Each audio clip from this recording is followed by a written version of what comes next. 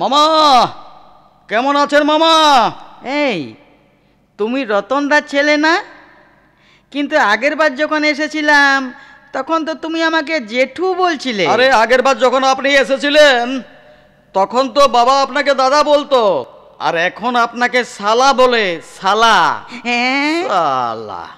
বন্ধুগণ, বন্ধুগণ, বন্ধুগণ রে, আরে এই শালা বন্ধুগণ, বলি শুনতে পাচ্ছেন কি আমার কথা? আরে দাদা, আপনি অন্য পেশা ছেড়ে রাজনীতিতে এলেন কেন? কি কারণ একটু বলবেন? দেখতে পাচ্ছেন না চারিদিকে শুধু দুর্নীতি চুরি, দুর্নীতি চুরি, আর নেতারা সব মেয়ে ছেলে নিয়ে আমোদ প্রমোদে মত্ত। ও, তাহলে আপনি এইসব চুরি দুর্নীতি এইসব বন্ধ করার জন্য ভোটে দাঁড়িয়েছেন? আরে কি যাতা বলছেন? বলি আমারও কি আমোদ প্রমোদ করতে মন যায় না? বন্ধুগণ, বন্ধুগণ, মামা কেমন আছেন মামা? এই তুমি রতনদার ছেলে না? কিন্তু আগের বার যখন এসেছিলাম তখন তো তুমি আমাকে জেঠু বলছিলে। আরে আগের বার যখন আপনি এসেছিলেন তখন তো বাবা আপনাকে দাদা বলতো, আর এখন আপনাকে শালা বলে। শালা। হ্যাঁ শালা।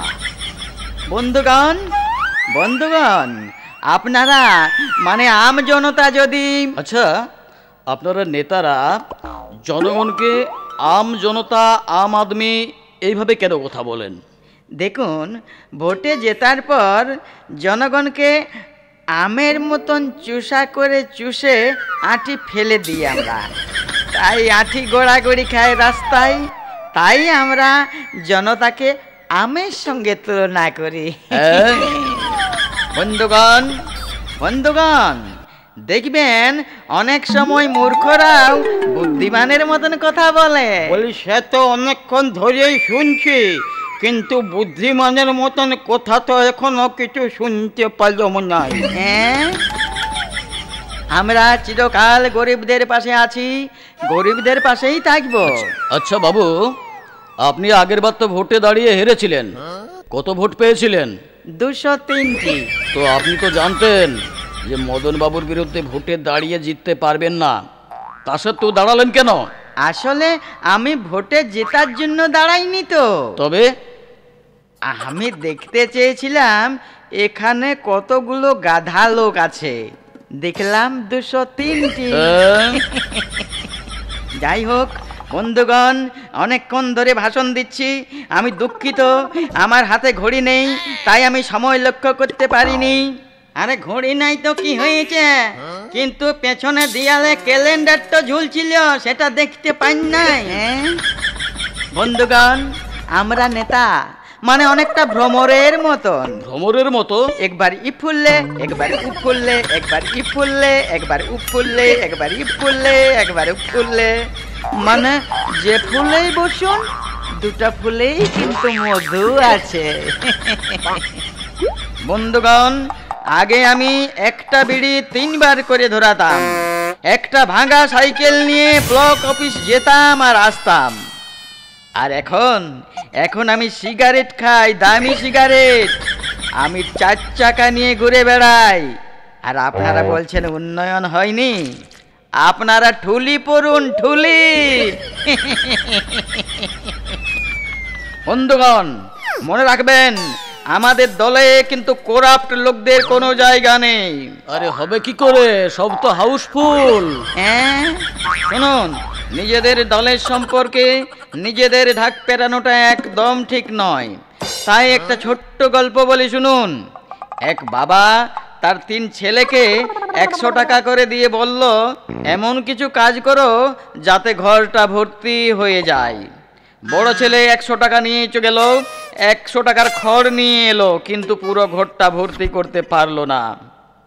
মেজ ছেলে 100 টাকা নিয়ে গেল, 100 টাকা তুলো নিয়ে এলো, কিন্তু পুরো ঘরটা ভর্তি করতে পারলো না। ছোট ছেলে 5 টাকার একটা মোমবাতি নিয়ে এসে ঘরে জ্বালিয়ে দিতেই ঘরটা পুরো আলোয় ভর্তি। বুঝেছেন? সে তো বুঝেছি, কিন্তু 100 টাকার মধ্যে 5 টাকার মোমবাতি আর 95 টাকা কোথায়? বন্ধুগণ, আমাকে যদি ভোটে জেতান, আমি যদি ভোটে জিতি, আপনাদেরকে খেতে হবে না আর বিড়ি, আপনাদের দিকে বানিয়ে দেব স্বর্গের সিঁড়ি। হাততালি। আর এই সব যে ভ্রষ্টাচার, এই যে ভ্রষ্টাচার করছেন, পারবেন ভ্রষ্টাচার বন্ধ করতে? আরে কম বেশি সবাই আমরা ভ্রষ্টাচারী। কি বুঝলেন? ছোট্ট করে একটা গল্প বলি।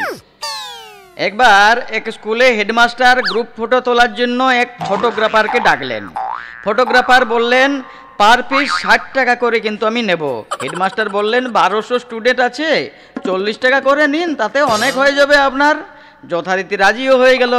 হেডমাস্টার অন্য মাস্টারদের ডেকে বলল, ছাত্রদেরকে বলুন 50 টাকা করে যেন নিয়ে আসে গ্রুপ ফটো তোলার জন্য।